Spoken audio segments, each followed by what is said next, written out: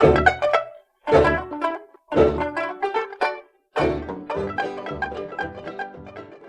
friends, this is the Mrs. Wolfie from our Half Acre Homestead. Well, I have a little bit of pumpkin bread left over from a recipe I did. And I'm going to make a quick dessert tonight.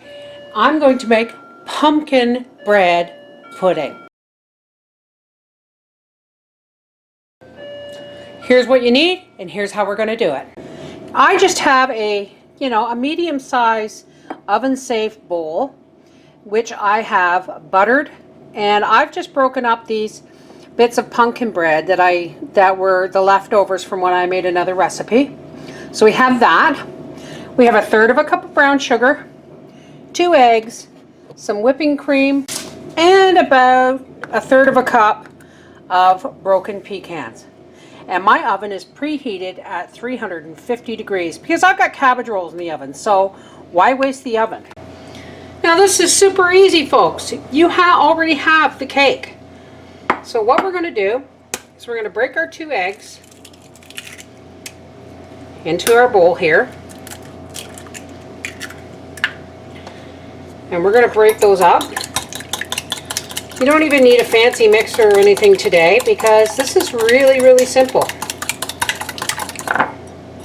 Let's take our pecans and scatter them over top and save a few. Oh, I almost forgot. We're going to need about 1/2 teaspoon of pumpkin pie spice. Now I know I have the pumpkin pie spice in my cake, but this is just to give it a more of a pumpkin pie flavor.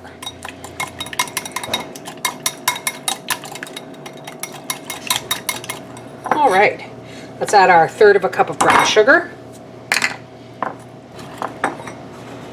And we're going to add about, I don't know, 1/3 cup of whipping cream. Now, you don't have to use whipping cream. It's what I have in the fridge. If you have half and half cream or evaporated milk, heck, you can use regular everyday milk as long as it's a heavier milk like whole milk. And if you have 1% or 2% in the fridge, add a little bit of half and half. Just get the consistency right. It's not that big of a deal. And I think I need to save some of my whipping cream. So I think I'm just going to add about 1/4 cup of evaporated milk. Need this to be just a little bit more custardy. So I'm going to say 1/2 cup of cream or evaporated milk, or a bit of both. Alrighty. Now we're just going to pour this all over our broken pecans and pumpkin bread.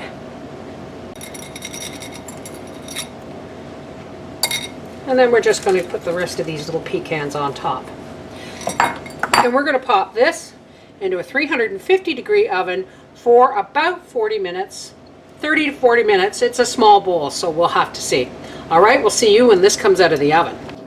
Alrighty, let's get our bread pudding out of the oven.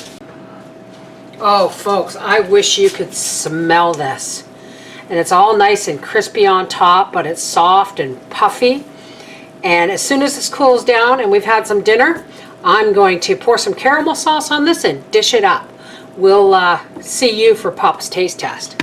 All right, let's cut Daddy a piece of this pumpkin bread pudding. I thought you're saving that for Mom. No, I can always make it again. Actually, I don't know why I said cut him a piece. I should have scooped a piece, I should have said. You didn't make no cream? No, I used the cream in the caramel sauce. You don't want whipped cream and caramel sauce, Howie. Why not?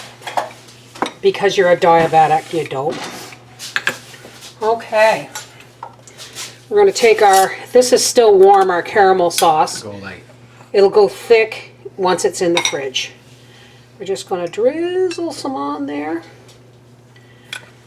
Just a minute. Come and get it.